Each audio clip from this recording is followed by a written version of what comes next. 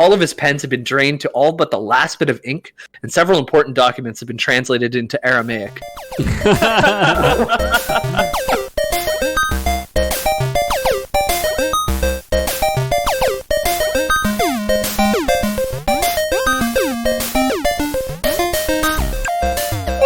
Hello, boys. Here, my name's James Miller.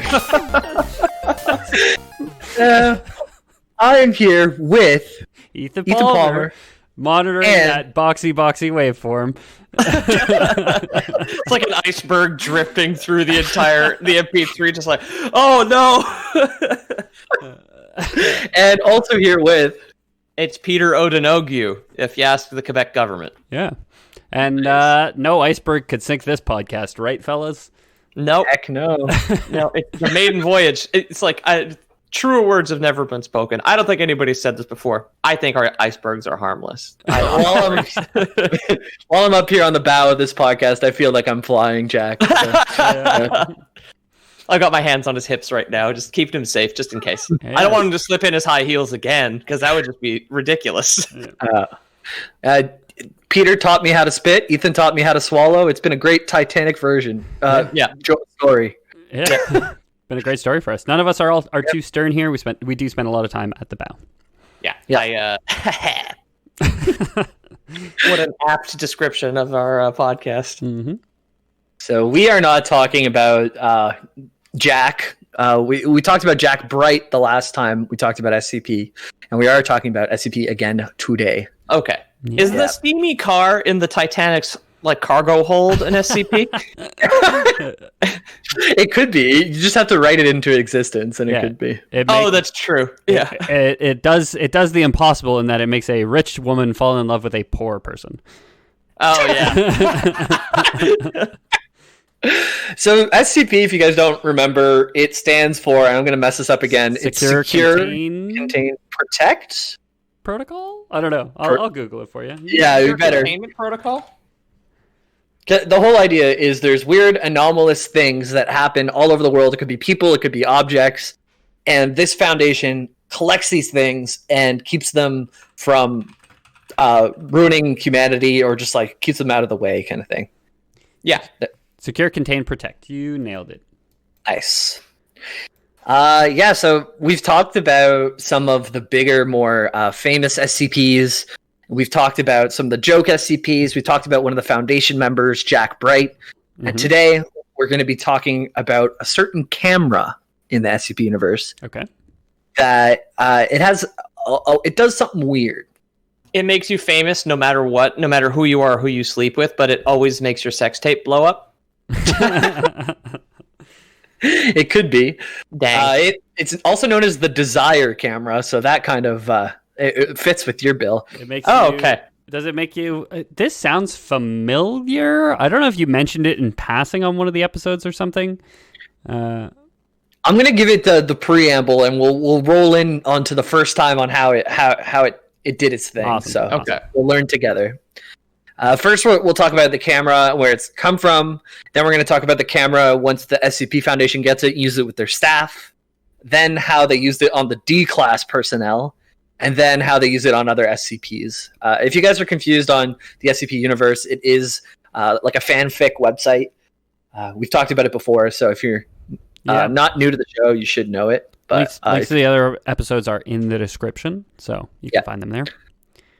I feel like I know a lot more about the SCP Foundation now than I did in the first episode, but there's still a lot of really good kickoff information in there. Yeah, because it's collaborative and it's open to anybody. There's so much content; it's crazy. And with anything with so much content, there's plenty of stinkers, but there's also such really cool, inventive stuff in there. So super thankful, I guess, to the listeners who told us to research this in the first place. There's the really big ones. Some of the big ones we covered was SCP, that lizard that wants to kill everyone. I think it's 063, I want to say. We're going to talk about it again today. I'm not going to remember their numbers, but there was the lizard, there was the concrete monster that broke your neck, and the girl. There was Young Girl's 052.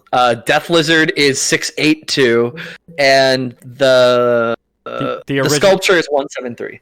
The original biblical Cain, who turned into like a crazed murder machine after murdering his brother. I almost did Cain and Abel today because that story is really, really cool. Yeah, because if I do another Sun too, which is an SCP, it's J class. There's the fat guy and the plant, isn't there? Yeah. Yep.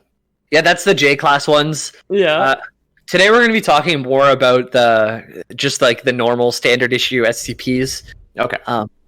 But first, I will set the scene. We're going to talk about some of the ones we've met before, and also some of the other ones that are kind of really a part of the fanfic, like the strong contenders. There's no stinkers in this one today. So. Okay. Yeah. But let's set the scene. It is June of 1985. Are you there, guys? You're in 1985?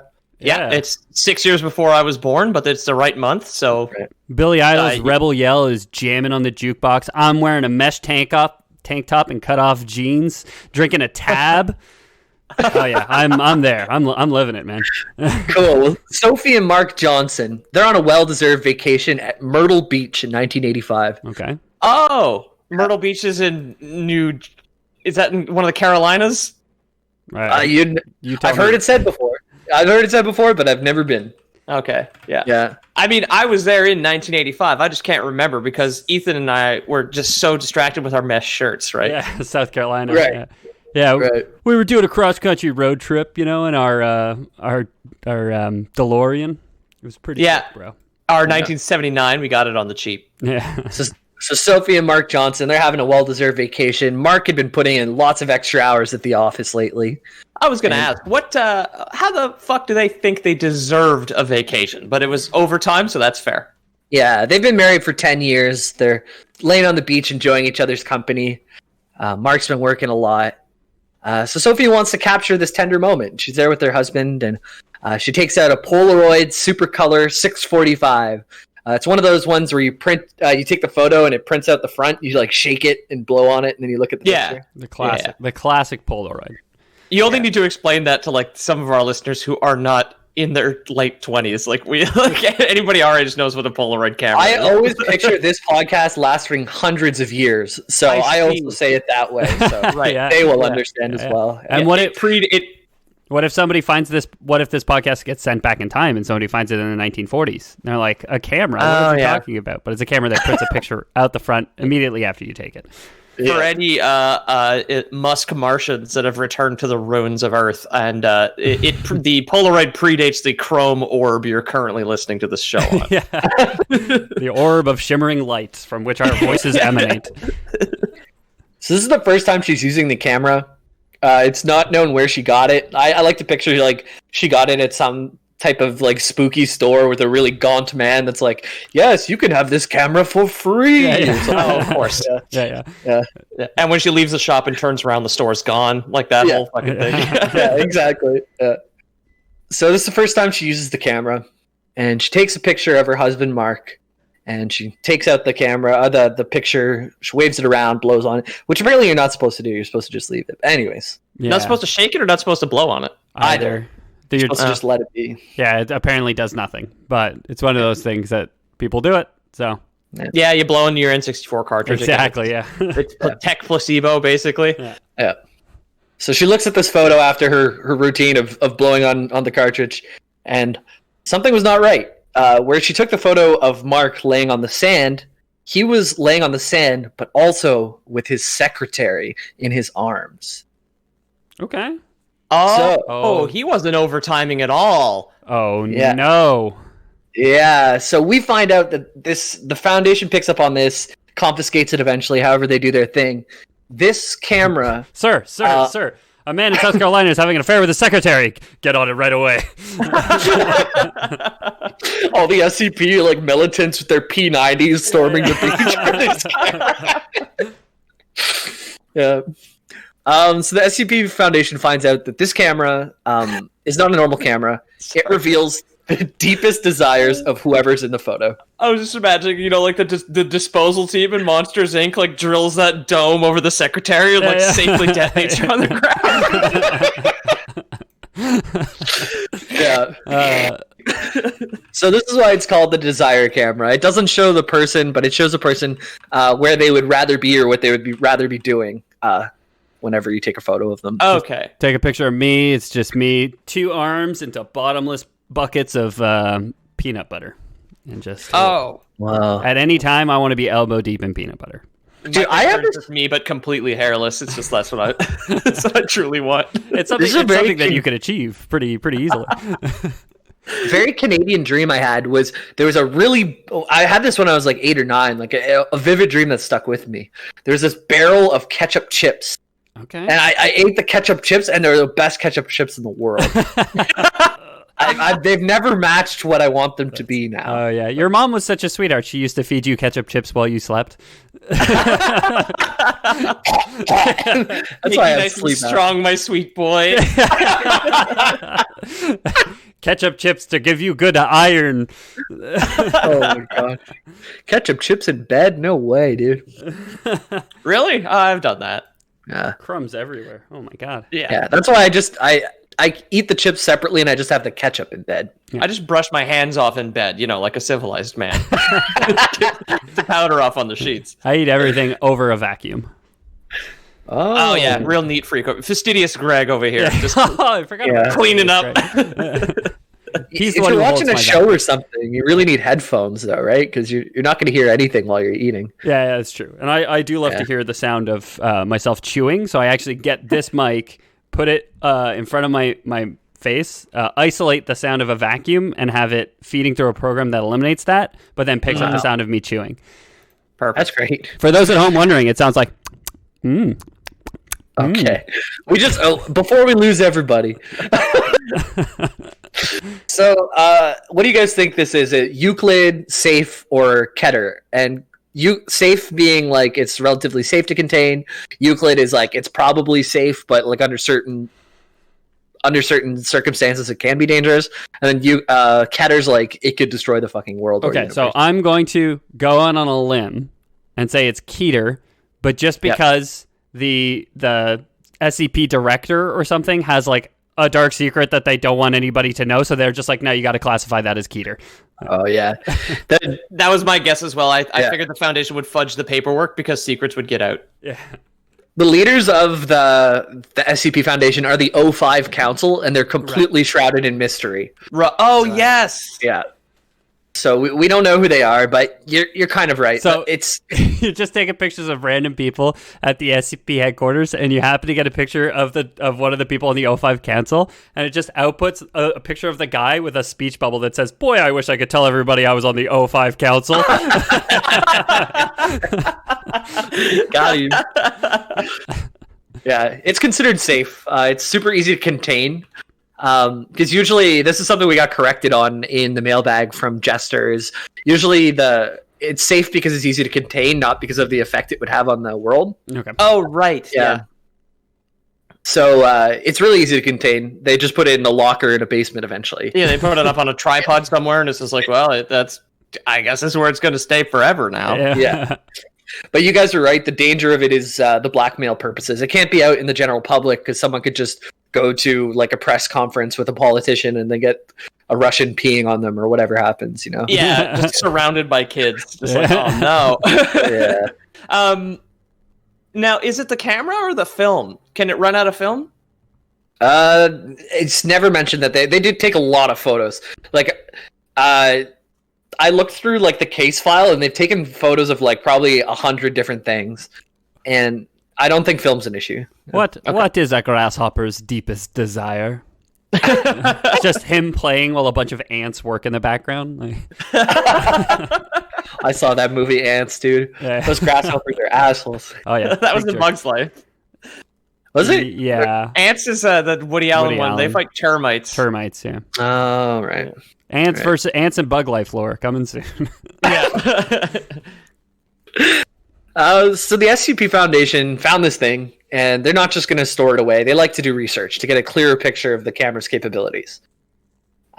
So first off, they wanted a control photo. So they're not going to take a picture of a person or something that's magical. They just took a picture of a regular old blue office chair. And it showed the chair wanting to be sat on by a pair of thick anime thighs. Hey, so that's exactly what I was going to say. The chair want hot women to sit on it, because obviously... Hot anime women. Yeah, dude. Of course, nothing showed up. It was just a picture of a chair. That was a joke. Oh, that was a goof. Yeah. Fuck you, Jamie. You got me. Yeah. Although that would have been great if they found out that's how the chair was an SCP, because it couldn't move or speak or communicate, but it happened to have some form of sentience. Like yeah, it's like SCP-0216. It's like the chair that likes lollies.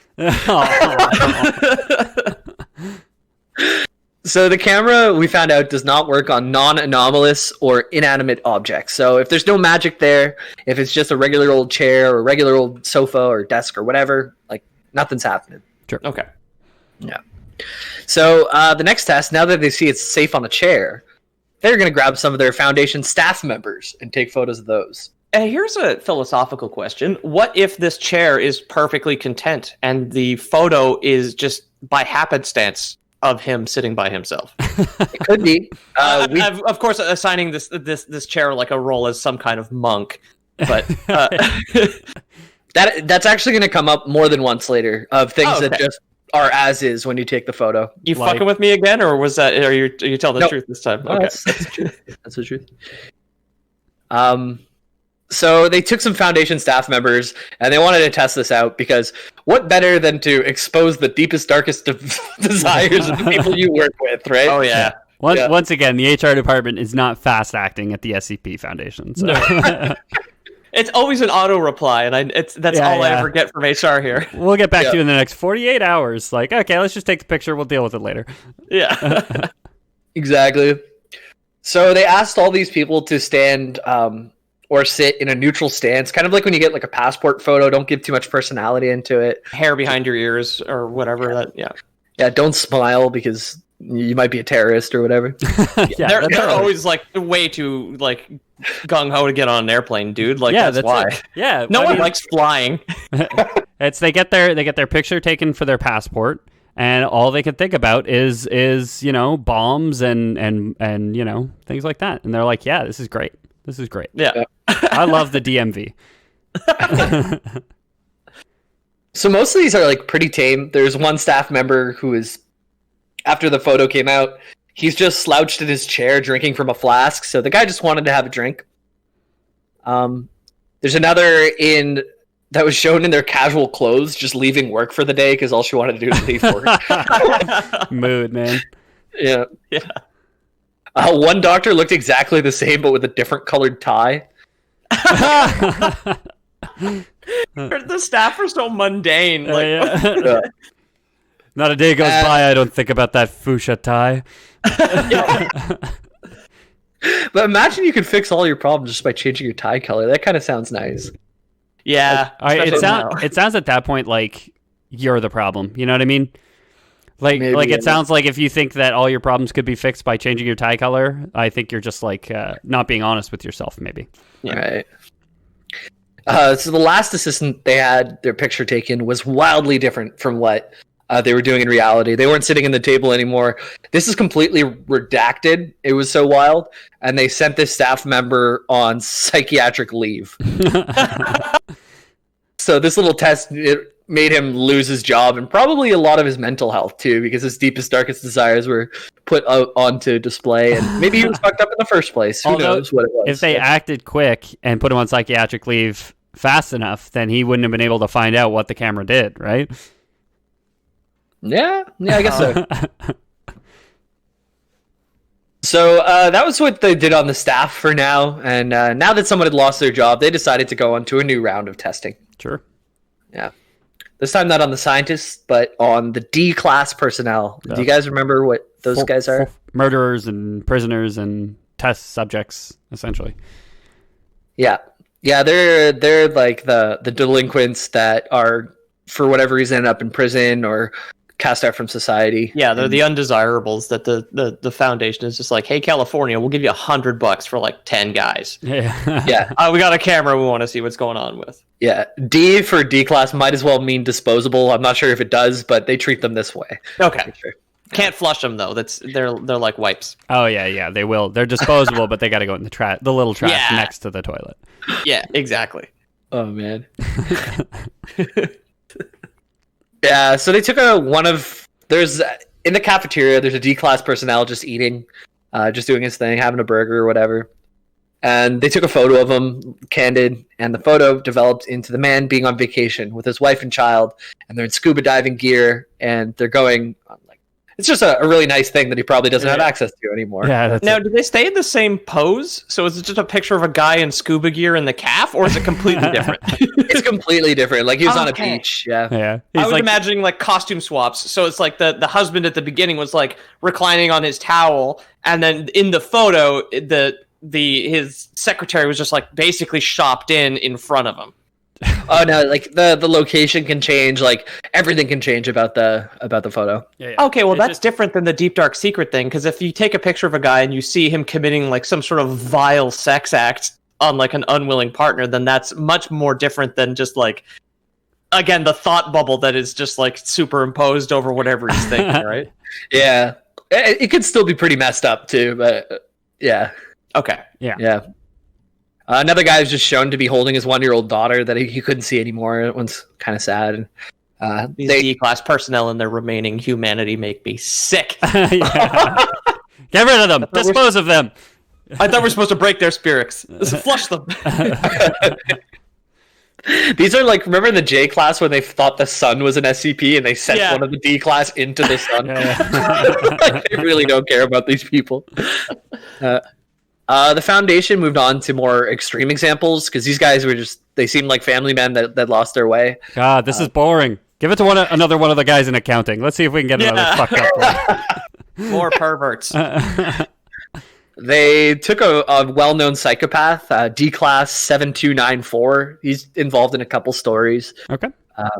He's a celloist, I think is right, yeah. Jelloists, yeah. Somebody who plays bowls of Jello. But he's also really messed up. So the photo, he was still in his cell, but he's playing the cello, but the cello is made up of dismembered mannequin body parts. Okay, mannequin. That's not so bad. Mannequins are the sign of a psychopath, he says with one in the background.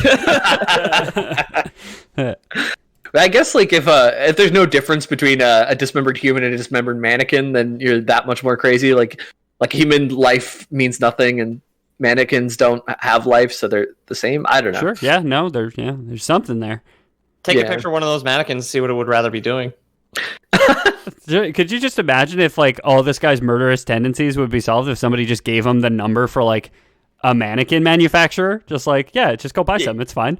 Yeah, you could go to like one of those flea markets with like disposed like Sears goods. You could definitely pick up a couple of mannequins. Yeah. This another podcast I listen to, Harmontown. Dan Harmon, the co-creator of Rick and Morty, has a foot fetish and like a what do you call it? Like dockings fetish. Okay. So docking, really? Yeah, and he's told many stories of like in his 20s where his friends just come in, his apartment's a mess. There's like mannequins all over with their stockings on there, and stocking. I too heard docking, Peter. I wasn't going to linger on it because we don't yuck yums here. But I did also hear docking, not stalking. Yeah. There's apparently I think I've talked about it. And there's different techniques of people putting their foot into shoes that get foot fetish people off. You've talked about it with me. I don't know if we've talked about it on the show before. There's like dipping, there's like tapping, and there's something else. It's all different ways of putting your foot in and out of a shoe, which get people off it. Anyways, that for the day, guys. Popping is another, you filthy animal. Yeah, that would be his picture. It's because when I heard docking, I was just like, why the fuck is he talking about this on like a casual podcast? What the hell? We could talk about docking on a casual podcast. Our potential ad sponsors would love it, I'm sure. Yeah. Well, back to our docking class personnel. Next up, we had D217016. And this is a D-class personnel who was a victim to SCP-217. 217 turns organic material into metal. So you can kind of picture her as like half of her body is kind of morphed into metal, but half of her body is still human, and it's like this weird cyborg type thing. Is it like malleable or fluid metal, or is she just like lunking around like, and then like just half her body just like completely fixed? I think it's still. I think it's movable. Can I take a guess at her deepest desire? Yeah, full metal. Oh, okay. Yeah, Peter, what do you think? It's a coin toss. Yeah. At full flesh. That's the only one. Oh, $1, Pat. Like that's it. So I thought it was gonna be full flesh too, but Ethan's right. Is she wants to be full metal? Oh, hey, you don't experience half of that and go back. Yeah. Once you go cobalt, you don't go back, as the old saying goes. Yeah. In the photo, she's fully metal, and I think she is malleable because she's kneeling in the photo, and she's praying at the base of a black obelisk. So, how very specifically odd.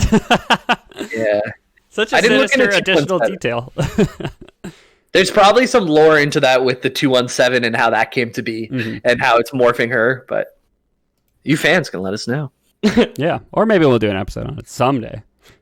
Yeah, there's so many. If the podcast is gonna last hundreds of years, as Jamie predicts. Yes. Yeah, I mean, look, it's ambitious, and I admire that, no matter what. Yeah. There's another one, a weird one, and it kind of raises questions as to what the camera's doing. The D-class member was in a coma, so they took a picture of the guy in the coma bed, and the photo came out as a completely deflated sack of skin. So it's almost like if he's not conscious, that there's something removed from it, because I don't think he wants to be a deflated sack of skin. No, but, I mean, he might. I was thinking he was just like still in the hospital bed with like a straw hat, sunglasses, and a lei, just like be in a coma somewhere nicer. Talking about fetishes, it is 100% somebody's fetish that a hot 7-foot-tall woman punctures them with a straw and sucks out all the insides. Like, it's gotta be. Oh yeah, yeah. You know? They all come from Space Jam when they blew Newman up. Yeah, exactly. Yeah. The Resident Evil demo's out now, so like we'll find out about all these people's fetishes soon. Yes, yeah. Of course. Another one too that kind of raises like maybe mind state has an effect on the desire. Like if someone's in a coma, they're completely deflated. Someone who's completely depressed and behind bars, they're completely apathetic. They took a picture and the person was just still in the same position in their cell, but just with dimmer lighting. I wish these lights weren't so bright. Get a sunburn over here. Yeah. I think that person just couldn't even see like the light at the end of the tunnel, so that's how they perceive themselves, is just in this dark. I mean, rock bottom is just like wanting a 40-watt bulb instead of a 60-watt bulb. It's like that's all you can think of. Or thinking a 60-watt bulb looks like a 40-watt bulb. Who knows, right? Yeah. Yeah. So after that, since they tried all the D class, they also had to try the animals, since those guys are probably in the same class for them. Natural progression. I do like that they started with chair, the objective bottom of this office ladder hierarchy. Then they jumped up to office staff and have been working their way down now, weirdly, where they went like, these are the stable D class. Now let's go to the unstable D class. Now let's go to the animals. Like, what? Yeah. They waited for a guy to get kicked out of his job to be like, oh, let's scale it back a little bit. Yeah, exactly. I like the fact that they're just like testing it on like different guys now. It's like, oh yeah, like let's try it on the animals now. It's like, I love this farmer's market. It's so quaint. It's like, Dr. Bright, this is a prison. So they tried it on the animals. First was the lab rats. And lab rats, and after my own heart, they were shown eating or mating or both at once. Nice. Hell yeah. Doing a line of like kibble off the back of a sexy lady rat. Yeah. A line of crumbled cheese. Yeah, lying back on a slice of New York pizza, just like getting blown by a rat. Oh man. That Ninja Turtles episode, I haven't seen that one. Don't do that for the art. I was not going to. No, sorry.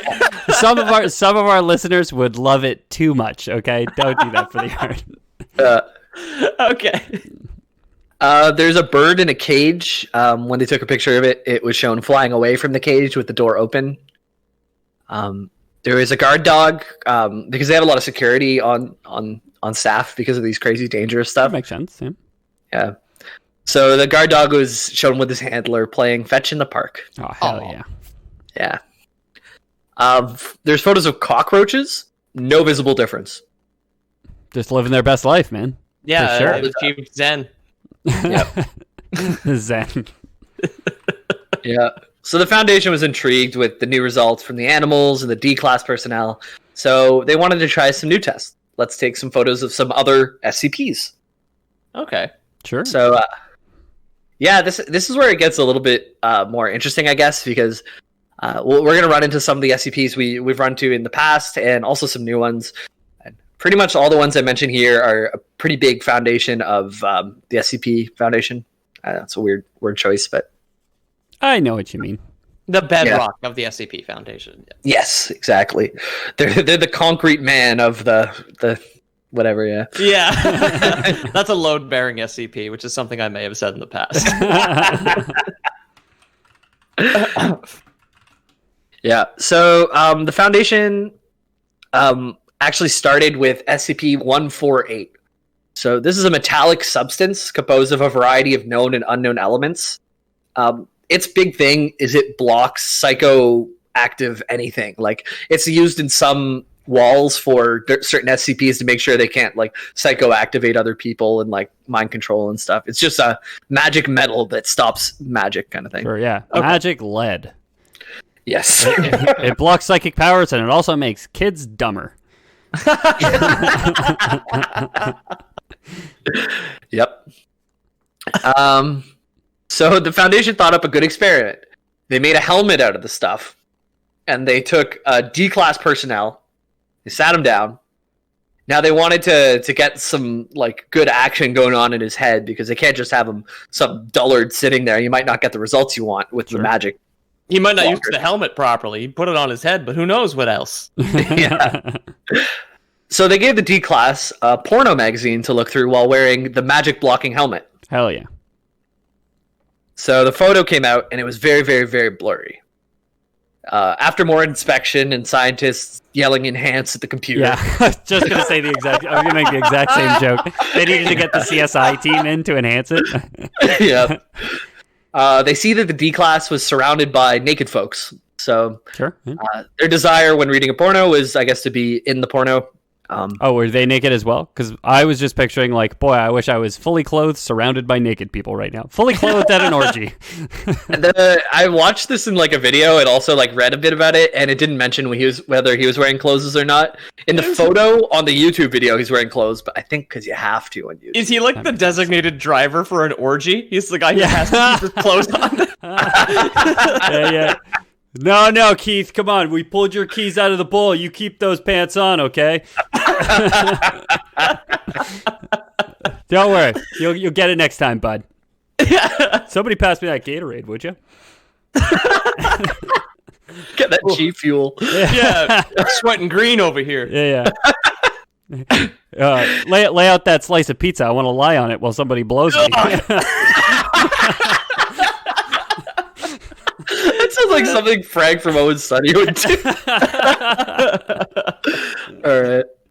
So there's a few SCPs that had no difference between the picture and reality, kind of like we talked about before with the chair. It seems like concrete or any type of like rocks kind of don't have the same effect. Like the sculpture, that guy who 173, who if you don't make eye contact with him, he'll sneak up on you and snap your neck pretty instantly. Yeah. He was happy to be his weird, oversized head baby concrete self in the corner. Okay. Yeah. There's SCP-343, also known as God. Okay. This guy, he claims to be God. He claims to have created everything within the SCP universe, within the universe as we know it. And he's contained there, but he also just leaves whenever he wants. Okay. Yeah. So contained is kind of a liberal use of the word. Like he stays in his cell, but one time, like to convince someone that he was God, he just walked cleanly through the wall and came back with a whole hamburger and sat down and ate it in front of him. Pretty good. I mean, that's a flex. Show up with like fish and make multiple fish out of it, like one of his classic miracles that you'd be able to recognize. It's American God. You just eat a hamburger and it's for yourself. Oh yeah. Oh man, I love those Neil Gaiman books. American God. I looked up a bit about SCP-343, not a ton, but there's a lot of people who go in to talk to him, and they go in like sternly, or maybe they have a message, and they go in and they're all business, and almost all of them come out like really happy and fulfilled after whatever conversation they have. God seems to have a way to talk to them about whatever they need to hear. And, okay, like a kindly preacher. Makes sense. Yeah. There's SCP-014, the Concrete Man. This is a guy who different than the other one. Yeah. Okay. The sculpture wants to snap your neck. This is just a real person who slowly turned to concrete. Okay. He was discovered in a hospital. They couldn't figure out his condition, and over time he's becoming more and more concrete. He doesn't even need to breathe. The only time he breathes is to talk, because you just need the air to be pushed through his concrete voice box or whatever. Would he not run out of air eventually and need to inhale?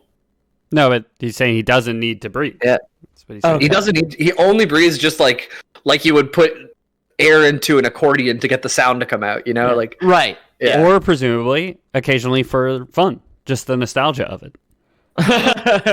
Yeah. Every once in a while, he just makes an accordion noise. That's what he does for fun. Sorry. So, do you say what God desired? No. So these are all a list of all of them that had no different. No. Okay. These are all. Right. Okay, yeah. The setup. These are all just like they're content with what they are. God, I guess, is content with being God. Sure. What more would a God want other than to do hamburger magic tricks? Yeah, or to be something to a non-believer. I really wish I had more sinners to flood out of existence again. Man. Yeah, that's it. The good old days of turning people to pillars of salt. Yeah, baby. Just for looking at me. One of the most evil, there's probably like a counterpart to God. I don't know if they've interacted, but the Crimson King is SCP-001, I think. And really, really evil. I watched like a 40-minute video on it the other day, and I didn't put anything to use in an episode yet, but maybe eventually. Yeah. There's also this is another one that there's no difference in the picture. It's SCP-063, the world's best toothbrush, spelled with one O. Toothbrush? Okay. This was found on a person, and as soon as they took the toothbrush away from him, he actually committed suicide not much longer, so it must have been a really good toothbrush. Jesus. I guess, yeah. Or wherever you got the toothbrush needed to be hidden, because the SCP Foundation, the O5 Council, often makes their stories airtight by people mysteriously going away. Okay. It could be that as well. Okay, sure. The world's best toothbrush is in the quarters of one of the doctors. When you brush, it doesn't damage your gums or teeth, but it takes away all like organic material that shouldn't be there, and it doesn't just like brush it away; it makes it completely disappear. Damn, dude. Just vanished. Oh, you don't even need to spit anymore, because that's the worst part about brushing your teeth. Yeah, that's my favorite part. Pete and I, we're like night and day. The odd couple. Yeah, the only thing, this sounds great. The only downside is if you don't use it, if you skip a day of brushing, it becomes like radioactive and destroys things around it. Okay. So it gets angry. Is this like a 3 times a day thing, or? It says once every 24 hours. Okay, yeah. So once a day is not even that much. I do it twice. Yeah, that's if you're married to a toothbrush, though. Yeah, and if it's the perfect toothbrush, then that makes a lot more sense. Because you brush twice because your toothbrush, Pete, and I hate to be the one to tell you this, it's less than perfect. Don't you say that? It's flawed. I've said it since we met. It's a flawed toothbrush, Pete. When I used it, it was like, I don't know, it just felt weird on my tongue. I guess that's why it's felt off since then. Yeah, you could share it, I guess, with other people too, because all the mouth dirt would just disappear. See, I would know on an academic level that you could, but there's no way I'm letting somebody else use my toothbrush. I don't care how perfect it is. Yeah. I don't give a fuck if it's magic. That's gross. Yeah. So the next one is those were all the ones that didn't react. Like the toothbrush is happy being a toothbrush.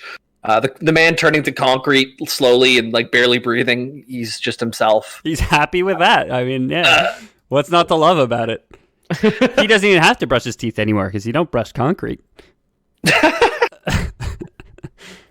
Yeah. So next up is kind of a more serious one. This one's not very jokey at all. It's kind of really scary one. It's SCP-035, the Possessive Mask. And people might know this one. It looks like, like whenever you see, like, you sign up for a drama class and there's like the two masks, the one that's happy and the one that's sad. Yeah. Yeah, so this thing could switch back and forth between that, and you usually want to see it when it's happy, but a lot of the time it is sad. At least you don't have to guess, right? If you walk in, it's in a mood because it's got the frowny face on. You're just like, I'll come back. Venetian mask. I can see you're in a mood right now. If it's smiling, it might not be a good thing either, too, because it's highly intelligent and manipulative. If it was given an IQ test, it would be considered in the 99th percentile of intelligence compared to humans. So it's like an ultra smart person. Okay, sure. If a person puts on the mask, their brainwaves change and they lose independent thought and become an extension of the mask's will. So this is just the mask with Jim Carrey, right? Yes, yeah, pretty much. Yeah, except you don't get to be like a super cool dude. Your body starts to decay as the mask feeds off of you, and your biomass bleeds out of its eyes and mouth of this dark black liquid. Are we sure that wouldn't have happened to Jim Carrey through prolonged exposure? When he said "I'm smoking," he meant that his the molecules in his body were smoking and dissolving away into the mask. Of course. Yes, probably. The mask also seems to have some type of mind reading capabilities. So when people are nearby it, sometimes it'll bring up like so your wife's cheating on you, huh? Oh, it's like talk. Yeah. Well, it's through your mind. Yeah. Through your mind. Yeah. Oh, I see. Okay. So it doesn't just like little text, like post-its with like things that it wants to say, just like fall out of its mouth. You're just like, don't say that to me, mask. Yeah. Not only does it slowly eat your body, it is also quite catty. Some would say that's worse. Yeah, Brenda in IT thinks you're a bitch. Shut up, Mask. Brenda's my friend, okay? God, you don't know anything. So it seems to also, it kind of sends like telepathic things to, like, sometimes you'll hear weird whispering if you get too close to it, or you'll hear like sounds that kind of set you off, and it kind of unconsciously convinces you to do things too. Okay. Like it can throw its voice, so it's kind of like it makes you think it's on the other side of the room. It's like tapping you on the shoulder, but it, of course, doesn't have limbs. Just has that stem that you can put it on and off with. It's less of like a genie from Aladdin and more of like just like a force that happens, you know? Like it's not talking to you, but it's some people who, if they spend too much time around it, like the janitor's cleaning up, like all of a sudden they'll start to want to do things that would benefit it. Like it got put into this glass case, and all the people who were around it started sending in requests to be like, no, this thing needs to be out of the glass case and it needs to be in like a less secured place. Because they felt that way, but really it was just the mask kind of manipulating them. No, I think I should be able to wear the mask if I want to wear the mask. Yeah. One staff member, actually, like a scientist, actually puts it on. He goes through all the trouble and puts it on. He completely loses his ability to think, and the mask starts pacing around in the cell, and it stayed in that body until the body had completely lost all of its flesh. Its bones had become black and brittle, and then fell on the ground. And that was the only time that the body was no longer connected to the mask. Jesus. So they burned the body and informed the family, and they put it in a glass box for never to come out again. Yeah, whoa, can't let that happen again. Put the little swinging hook over the peg, just like, there we go, that's it. Yeah, and a little sign that says "Do not open." Yeah, hanging off the peg. Yeah. It's constantly trying to break out, and then the people around it are kind of enabling it just by being close to it. So everyone who has to interact with it in any way or even be close to it have to have daily psychological tests to see if they're falling for the will of the mask. It does feel to me like they should have put it in a case of that metal that blocks psionic energy, but who am I? Oh, yeah. Yeah. That way, anybody who went near it wouldn't want to free the mask. They would just want to be fully clothed at an orgy, apparently. Or make more of those helmets that block porn from the camera. Yeah. Like, why didn't they just make more of that? Yeah, Jamie, why didn't they? Yeah, I don't know. They did take a picture of it, though, with the camera, and to see what its deepest, darkest desires were. And it probably shed some light on the lore of the mask. And there's probably more masks because there was an unidentified individual wearing the mask with its body still intact on a throne surrounded by 3 masked corpses. It was Jim Carrey, obviously. Yeah. So it seems like there's 4 masks, and that one wants to destroy the other masks, or at least the bodies that would be in the other mask. Yeah, so there's a happy, sad mask, so the 2 opposites. Right. There's an angry, horny mask. There's a jovial and grumpy mask, right. And I don't know, one other opposite. A red and a blue sleepy mask. And a dopey mask. That's I like how angry and horny are your opposites. Yeah, for sure. Yeah, for sure. I mean, I'm either angry or I'm horny. Okay, so I get horny, right? Then I take care of that. Immediately after, I fly into a rage. I start smashing stuff. I throw lamps, okay? I scream at people. It's just a natural reaction. Yeah. I don't know. I never thought of those as opposites, but today I learned, I guess. Well, maybe, honestly, maybe it comes from this seeing my own genitals, but, that's also natural, so. Right, yeah. I've seen them, and I flew into a rage when we were docking. And we were docking, I was brushing my teeth with his toothbrush. So I don't know what pissed me off more. If you're angry after having sex or being horny, you could take SCP-043 and maybe put it on to the record player because it's a haunted copy of the White Album by the Beatles. Nice. Okay, haunted how? Well, at first it's just a grooveless record, so there's no grooves on it that you would expect in a record to play the songs. Mm-hmm. And when you put it on, it just plays it normally, the whole White Album. Okay. And then at the end of the album, you can hear breathing. It sounds like a male breathing, and sometimes talking even. So this is just a bootleg copy of the White Album. Yeah. Yeah. Except it could talk back and it can hear you. Oh. Okay. Well, okay. That's haunted. Yeah. Haunted bootleggers.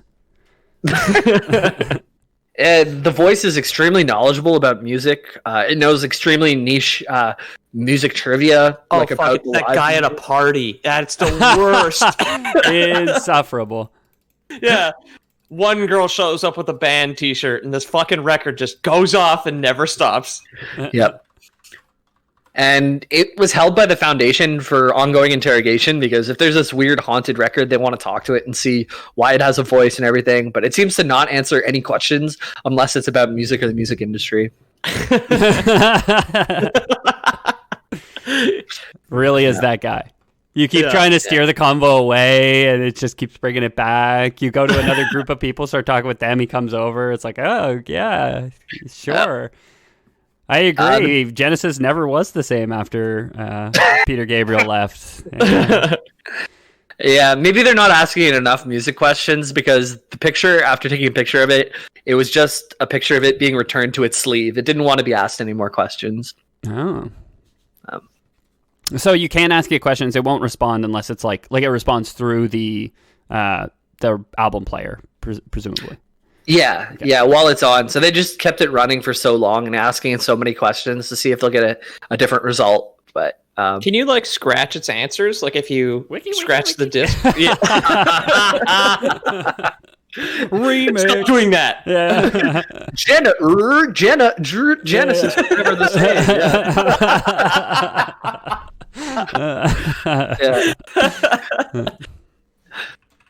Next up is SCP-050, and it's a mischievous statue of a monkey reading a book. Cute. Okay. Yeah. What does it want? On the bottom of the statue are engraved the words, "To the cleverest," in cursive script. And what it does is, when left alone, SCP-50 is shown to be both useful and antagonistic to its current owner. So it's never seen to move, ever, no matter the manner of amount of recordings. But even though it's recorded the entire time, the whole room that it's left in, it becomes very clean, to a polish wherever possible. Okay. I love it. I love this thing. Give me one. Sign me up. Yeah. I'm sold. No need to say any more. Funky with the book statue.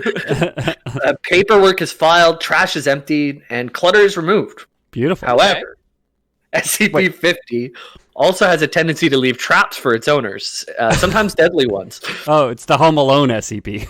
Yeah. the Kevin McAllister, is it? Yeah. There's a whole section called like the Office Prank Wars, where Dr. Bright and another scientist were pranking each other back and forth, where this monkey comes into play. And one of those, it says that despite the apparent tidiness of the office, all of his pens have been drained to all but the last bit of ink, and several important documents have been translated into Aramaic. That's commitment. I admire this thing. I'll also take one, actually. And it is kind of a troll, and it always is kind of pranking. So whenever they took a photo of it, the photo came out as a picture of the camera printing out a photo of a picture of the camera printing out the photo of the... So it's just recursive all the way down. Feedback loop to the camera. Yeah, the scientists took the microscope to the photo, and it's recursive just forever. As far as light can bounce back into the microscope, they can't see. Yeah. Do you think you remember the shop with the tall, thin man who gave away the camera for free originally? Do you think he also gave that monkey statue to Alanis Morissette, and it was it that replaced all her spoons with knives? Yeah, her wedding dress was clean, but there was rain on her wedding day. Yeah, exactly. Goddamn monkey statue made it rain. I'm telling you, it's the monkey statue. Sure, it is. She's like being hauled away in a police car. Yeah. It's the monkey statue. It made her songs really popular, but made her forget the reason, like the word ironic exists and how to use it properly. Yeah. Next up is the young girl, which we talked about. Mm-hmm. Yeah. She's on, I believe it's like a 5-minute timer. When she's around people, they just start to go insane and start killing each other. Yeah. She went and got like a chocolate bar in a store, and then like the police opened fire on everybody, and like it got crazy.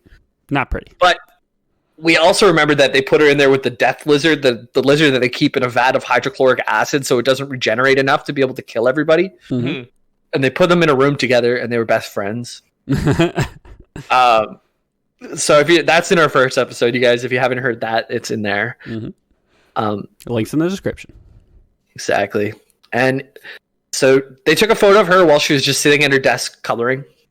And in the photo that printed out, she was there with SCP-682, the death lizard that wants to kill everything except for this girl for whatever reason. And she's riding the death lizard. She's wearing a pink dress, a pink bow, and pink nails.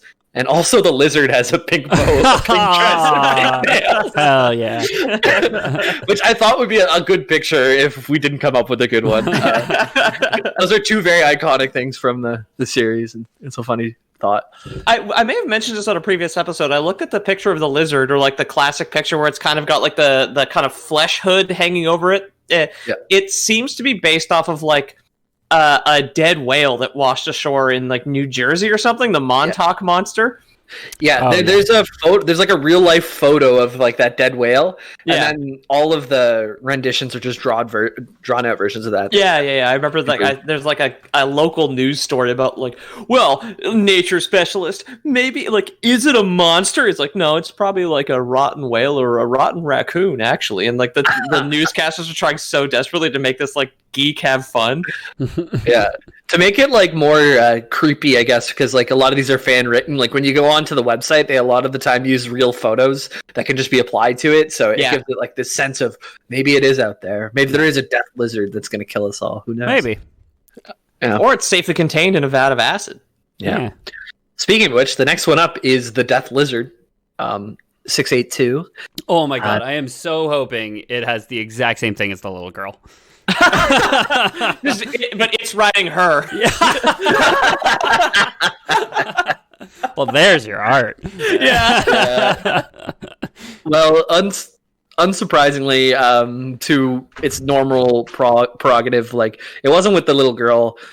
It was surrounded by the corpses of all the staff members, and it was currently mauling the person who took the photo. Okay, good. I guess that was the focus. Yeah, it was currently mauling the person who took the photo, but then how did they take the photo? Well, in the photo, yeah. When they looked at the photo, it was getting mauled. Yeah. They had it on a timer. they have it on like the 10-second timer, and the photographer walks up and gives a big thumbs up next to the death lizard. Like... hikes up its shorts so he can just like step into the vat of it. Yeah. I forgot my rain boots today, but we'll just take these socks off. Yeah. Next up is a really prominent SCP that we haven't talked about, but it's like one of the most famous ones, and it's called the Shy Guy. Like from Mario? Kind of like from Mario, and it's funny you say that because I actually have a Mario reference in here. Okay. He acts more like a Boo than a Shy Guy, I would say. Okay. He was first found... the little hands over his face or whatever. Yeah, he won't approach if you're looking at him. Right. So he's first found because of strange sightings and disappearance in the Yukon. The Foundation sent up a very heavily armed helicopter full of troops because there's something weird going on up there. People are disappearing, and there's these weird sightings. So Americans are trying to get into the Klondike and steal our gold. So they see the creature from a distance, and it just so happens the creature's facing away, lucky for them. And they land with the helicopter and go up close to it. And all but one crew member make direct eye contact with it as it turns around. Okay. This thing has like a gaunt face. Its arms are like almost 2 meters each. It's got like this weird skinny body, but like all the proportions feel off. Like he's got extra long arms, and like the torso goes down a little bit too far, like Kevin Smith wearing a trench coat. And you ever see that photo of Kevin Smith? Because he always used to wear the trench coat before he lost the weight, like the Silent Bob outfit, basically. Yeah. Someone drew a picture of him, what he would look like without the trench coat. It's just torso all the way down to like an inch of leg and feet. I'll see if I can find that and put that in the Discord. Yeah. So the gimmick to Shy Guy is that if you make eye contact with him, you will die. Like. There's no ifs, ands, or buts. They had 50 cals from the helicopter shooting at him, and everybody who looked at him, except for the one guy who didn't look and had the sense not to look, who made it back to tell the rest of everyone, like, okay, hey, it's really messed up. He was just in the John, like, yeah, he missed revelry, like, yeah. So they went back, and some soldiers actually managed to capture it with that news that you can't look at it. So they caught it by approaching it like Mario might approach a Boo, where you don't look it directly in the eyes, and you kind of just because it'll come at you if you look at it, right? So he kind of like they backpedaled over and put a bag on. Mario's the opposite. Mario, the Boos don't approach when you're looking at them. The Boos approach your back when you turn your back. Oh, right. But right. just the opposite. Yeah. Same concept. Yeah. And they put a bag on its head. So they backpedal all the way over and put a bag on its head. How did they get within those 2 meter arm reach? The thing like really isn't mean at all unless you look at it. Okay, so it's just It's the Shy Guy. Like whenever he's seen, he starts crying uncontrollably, and once he starts crying, like you're fucked. Because he really doesn't want to be seen. He cries for a time and then he goes on a murder spree. Okay. Everyone is But they just did like the classic FBI thing. They just like pulled up into the woods in like a flower shop van and threw a bag over its head. Hustled it out. And he was relatively calm with the bag over his head because no one could see its face, so it was fine with that. And he was able to put it in the I do like to picture them like all walking backwards, and they just have like a bag on a pole, and they're like blindly trying to get it on top of his head, just like banging him with the pole. Yeah, like a pool skimmer with a sack on it. Yeah, that's exactly the image I had in my head. Yes, but they can't look. So does it? And maybe you don't know this about Shy Guy, but does it work like through a mirror? Could they have like a mirror in front of them? It would. I can only imagine it works through a mirror because it works through photos. So when they take a picture, the eye contact with pictures kills you. Yeah, which makes it extra scary because let's say someone was living in the Yukon, takes a picture of a moose or something, and it was in the background, and they didn't register it was his face until 40 years later. Whenever they like, oh wait, what is that? I never looked at those moose pictures from 40 years ago. Well, I never noticed that face that was like 50 feet in the background. Okay, yeah.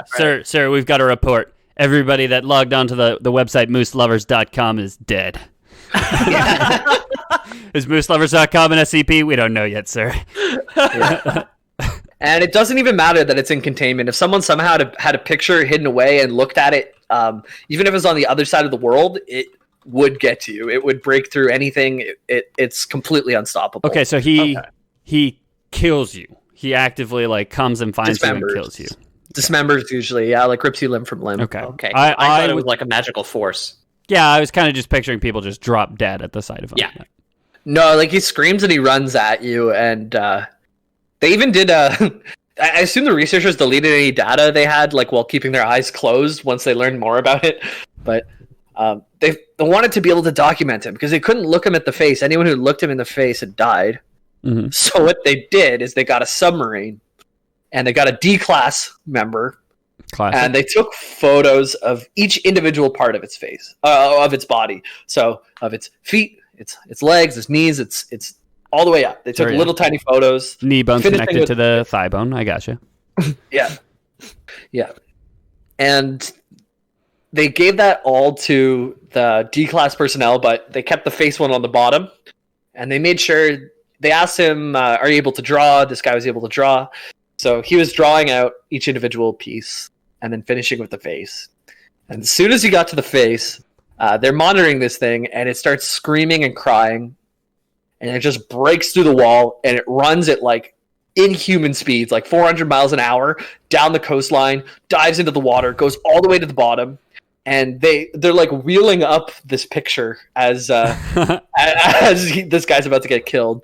And he does get killed, and he gets broken in through the submarine, ripped limb from limb. But once the guy was dead, Shy Guy didn't really have anywhere to go and just let a bag be put back on his head and taken back home. Aw. I do love that they had to invent some sort of waterproof paper that this guy could also draw on in order to get it out from under the ocean. Like, I don't know.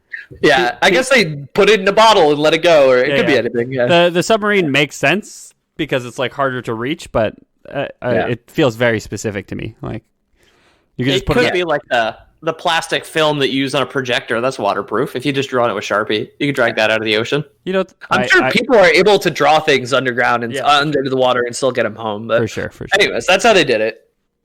And now they took the drawing home, and you can look at the drawing. That's fine. Nice. Wait. Oh, because he was drawing using the photos as a reference. Yeah. So the photo is what got him killed. I understand. Yeah. I thought his drawing got him killed. No, looking at the photo. So now the scientists were able to finally look at the beast without it killing everyone. Okay, yeah. He was safely away. Hopefully there's no weird moose photos somewhere out in the world that are just waiting to be discovered.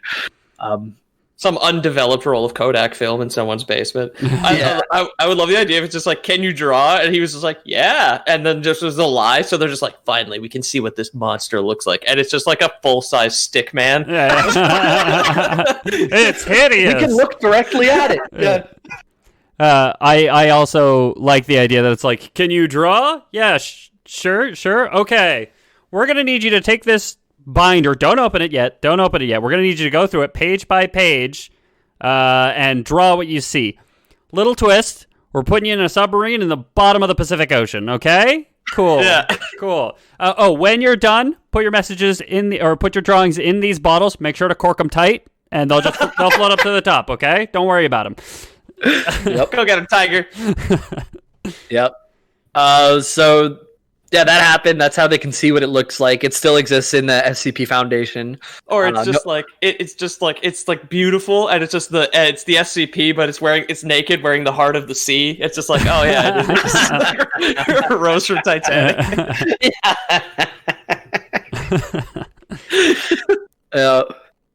So the Desire camera took a photo of him, and what do you guys think happened? No eyes. He wants to be holding someone's hand. He doesn't want to kill people because he's shy. No eyes or no face or something. Yeah, pretty close. He just wasn't in the photo. They took the photo. He really doesn't want to be seen. And okay. He was just... There was just the picture of the cell. He's just there as they're, like, setting up this camera. Again, not facing him. Like, setting up a camera on a tripod. Just like, oh, Jesus fucking Christ. Not again. So that was all the SCPs for now, and I just wanted to touch on two more. Dr. Bright and Dr. Clef, who also got their photos taken of. Okay, of course. So Dr. Bright, we talked about, he lives forever because of this SCP that he has on his chest. The pendant. Yeah. He was having a fight with Dr. Clef. They were arguing about some type of science thing, and Dr. Bright, the Dr. Bright's photo actually just showed a picture of his grave that says, Dr. Jack Bright, may he finally rest. Because I guess he just wants to die at this point. Okay. Well, he's tired of body snatching people with that necklace, right? Yeah. Yeah, originally so. He sent enough people to the grave as you have to swap out every month or whatever it is. Not even to the grave, to oblivion. Like, yeah. And then another member that we haven't really talked much about, but I'll give him an introduction here just in case he comes up in another one. Dr. Alto Clef. Alto Clef. I was gonna say like treble, but they already made the joke clearly. So yep. He's an enigmatic scientist and gun enthusiast working for the SCP Foundation. Okay, I love the combo. He's known for being one of the most mysterious non-O5 employees currently working for the Foundation, or as far as we know. Maybe he's on the O5. It's hard to tell. Although, yeah, also as far as we know, because if there was someone more mysterious, we might just not know about them. Exactly. Yeah. Yep. It's impossible to probably photograph his face for some reason. It's a mysterious thing about him. Every time you take a picture of him, his face just like is either blended over or not there. You just can't take a picture. It's not just like some convenient prop is always in the way. It could be. It's not mentioned. Okay. Yeah. It could be like a Wilson from Tim the Toolman Taylor, where there's just always something. Yeah. In front of his face. Yeah. Or sometimes his face is actually swapped with the face of a random animal. Yeah. Okay. Good for him. That's very odd, actually. Yeah.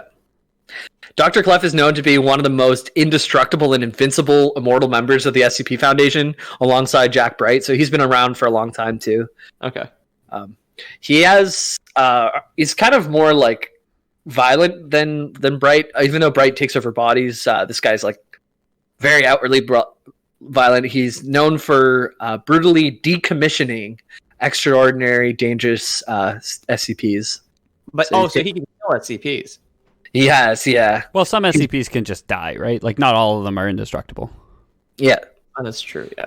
He's brutally efficient. He doesn't shy away from wasting countless innocent lives in the name of science and for the protection of the outside civilian world. So I bet you if you're D-class, you don't want to be on a Clef assignment. Yeah, no kidding. He's Zap Brannigan. I knew the killbots had a preset kill limit of 10,000 men, so I just sent wave after wave against them.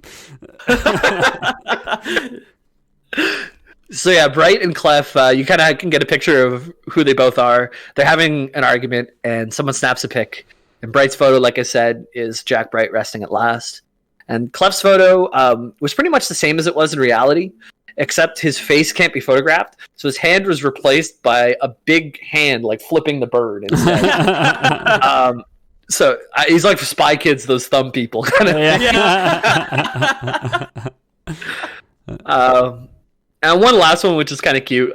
Someone took a picture of Dr. Fisher holding his pet hamster, but for whatever reason, the camera focused on the hamster and not the doctor. So it just showed the hamster sleeping really peacefully in his bed. Oh, love it.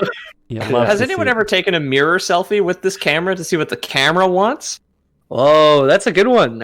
You can write it, Pete. Yeah. $99 to your patron. I'll write the fucking SCP camera at lore. I'll add one. Yeah. So again, it's considered a safe SCP except for the potential blackmail thing. So it's kept in a simple old locker, HJ12 at Site 17. Well, you're going to tell us the locker and everything? Yep, it's a combo. HJ12 at Site 17. Yeah, HGTV, yeah. Find it at HGTV.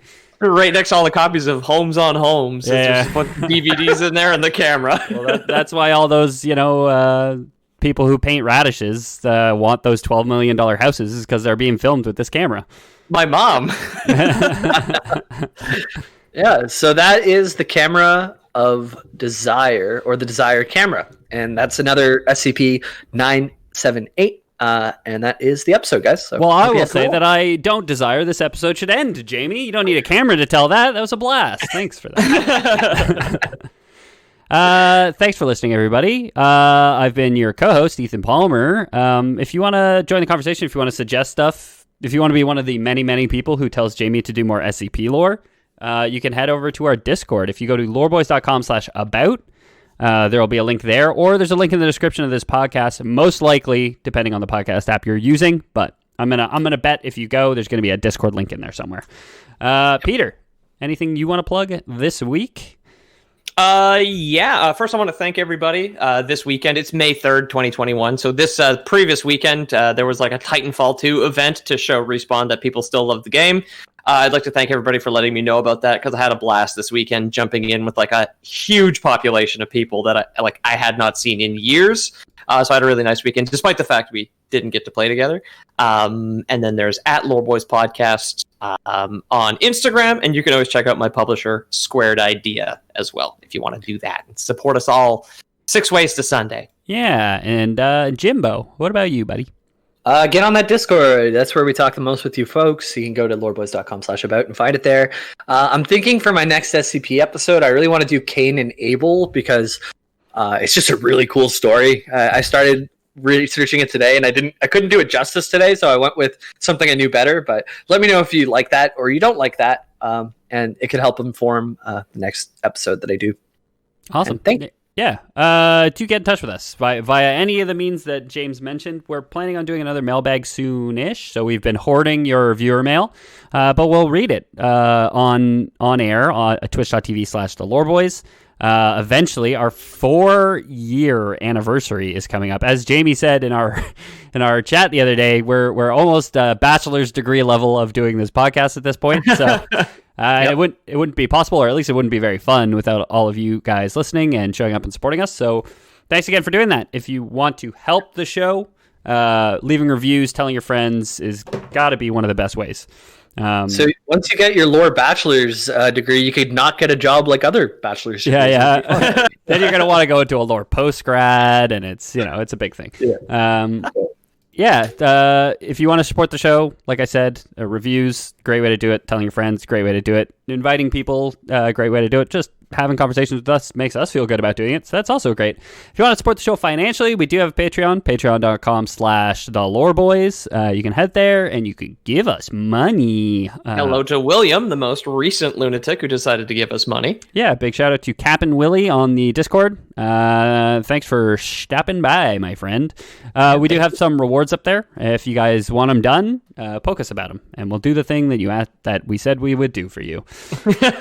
Of course, we do have Lore Boys Prime, which has been around long before the Patreon ever rolled around, for the people who have gone back to the early episodes of Lore Boys, or have been around since, I suppose.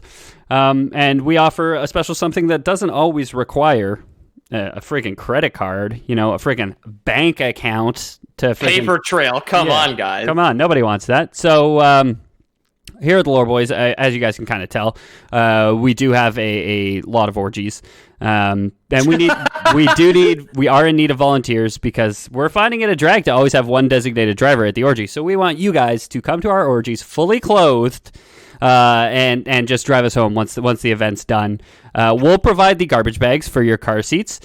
We do need you to bring a slice of pizza and a toothbrush. You don't need to ask why. You just need to bring those articles for us, okay? So just get in touch with us, and if you want to support the show, that's a great way to do it. Yeah, love you all. Yeah. Thank you. Thank you, guys. Have a great day. And Lore Boys? Oh. Out. Out.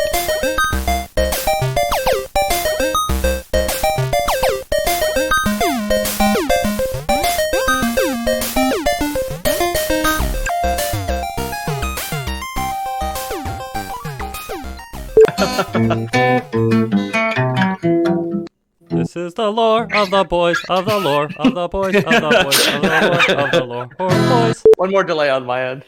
Okay, cool. Not a delay in the sense that your voice is being delayed, of course, Jamie. This time it's a delay in that Peter has to pee. Oh, frick. My name's Ethan. Have you guys heard of the SCP-822, which is a can of beer that gets better if you leave it overnight and don't drink it the same day? Wow. Yeah, fancy that. I have SCP-883, which is a can of beer. The more you want it, the emptier it'll be. So, oh no! So as you go on throughout the night, it cuts you off automatically. Does it? My name is Peter, and I'm curious if that SCP, once it's all horse piss, if you're drunk enough to drink it, will you do it anyway? Oh, it'd be cool if it like slowly switched to water at a certain point, and you didn't really know when. It still kept the taste of beer. Yeah. And by the end of the night, it's just Gatorade. It's just like, yeah, have a nice sleep there, champ. Yeah. Sound check. Yeah. My name's Ethan. There are definitely some garbage SCPs, like SCP-722, which is a sentient pile of garbage which comments on the way that you smell. I like SCP-123, which is just me. You and me. Easy as ABC. Yeah.